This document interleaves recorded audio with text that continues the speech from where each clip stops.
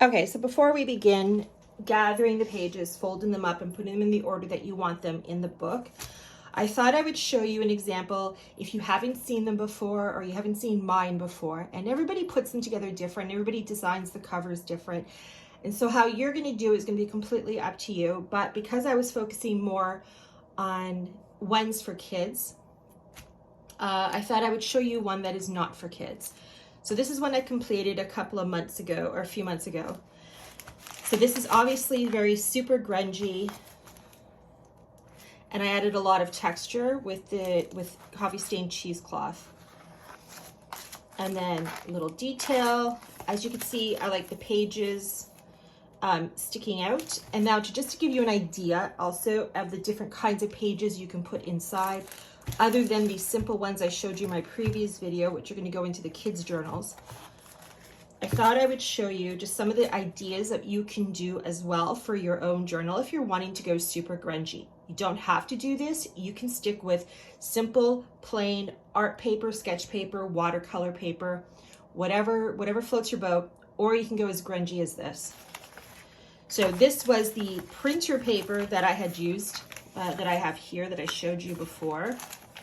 And all I did was I used my jelly plate and my brayer roller right here.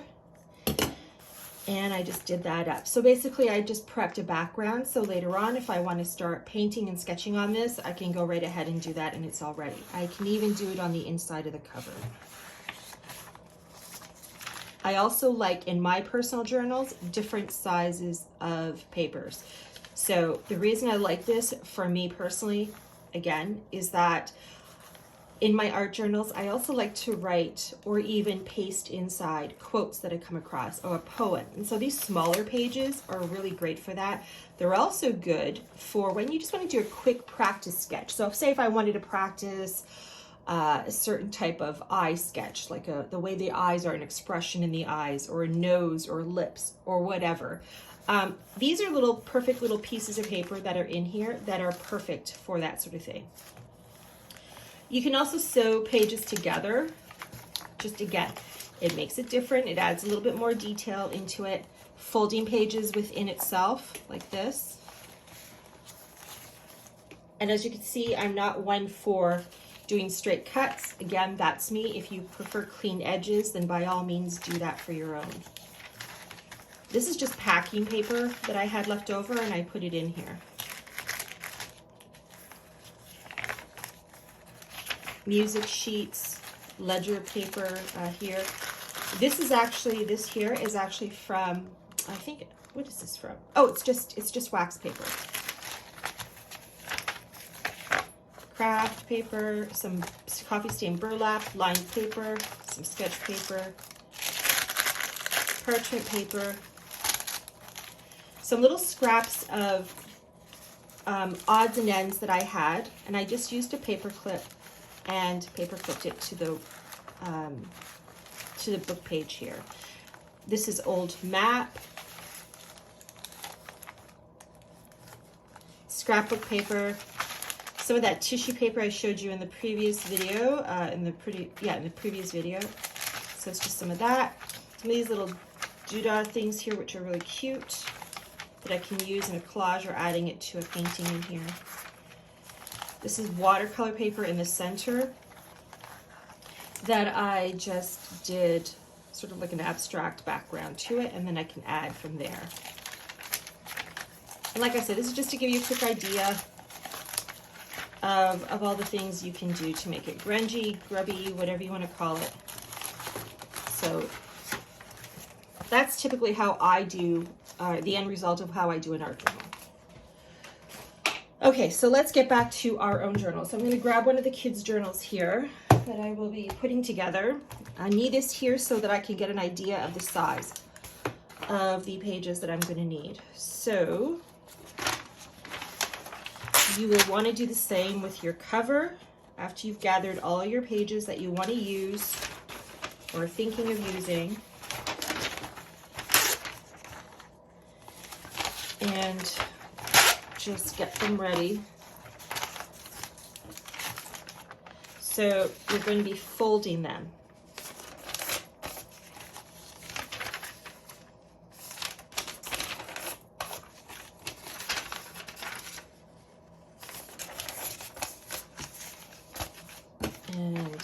use the paper doily for fun. Tuck it in there. Actually, I'm going to put it here on the outside. I'm going to use this. Actually, it's already folded. That's working for me. A smaller sketch paper. I'm going to use some line paper.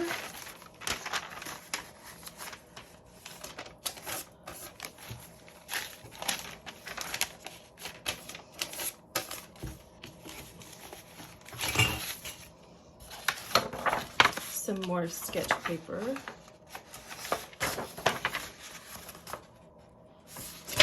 Keep in mind as well the types of paper you use for your art journal is dependent on what you're going to use your art journal for. So if you're going to do it for watercolor painting, you obviously want to put watercolor paper inside the journal. If you are going to use mixed media, you might want to stick with, you know, thicker paper, again, watercolor paper, but you can also use other types of papers as well, thickness, that sort of thing, and just prep the paper with gesso and that sort of thing just to make it more durable. You can also collage it like we did the covers of our journals, again, to make it more durable. If you can get your hands on a roll of canvas, you can even insert some canvas in there as well. Canvas sheets, pages, whatever you want to call it. Okay, so I think I've almost got these folded here. I'm just going to use this one here as well. So I'm going to get my ruler. This is about what I'm using it for here. And I'm just going to rough measure it and rip. And I'm just going to tuck this aside and I'm going to rip it right about there. Okay. Okay, so now that I've got all the pages, I am now going to put them in the order that I want them. So what do I want to see first, second, that sort of thing.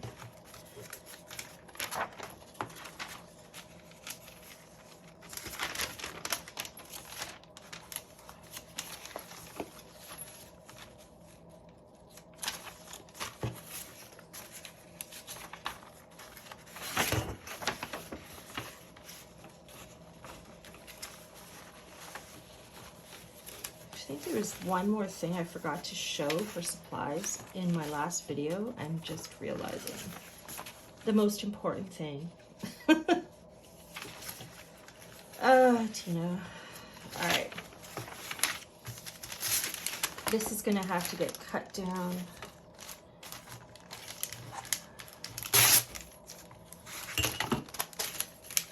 Actually, so is this.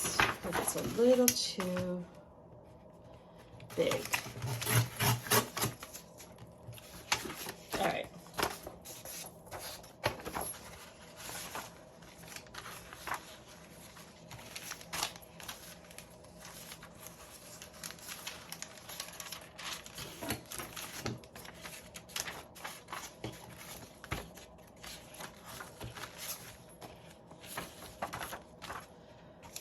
And if you want, you can grab some of those ripped pieces that you did and throw them in there. So this was just a scrap from when I ripped it off.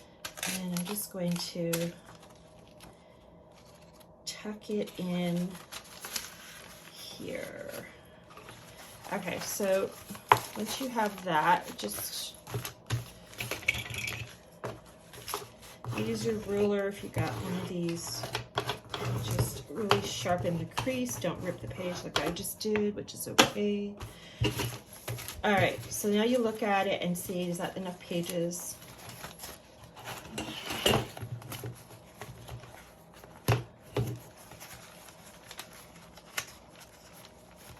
I think I'm going to add another piece of craft paper.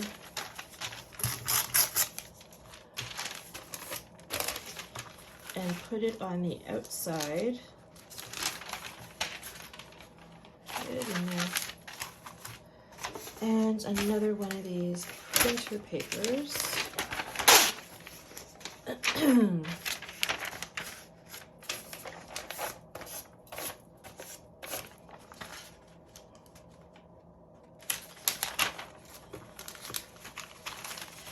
Okay.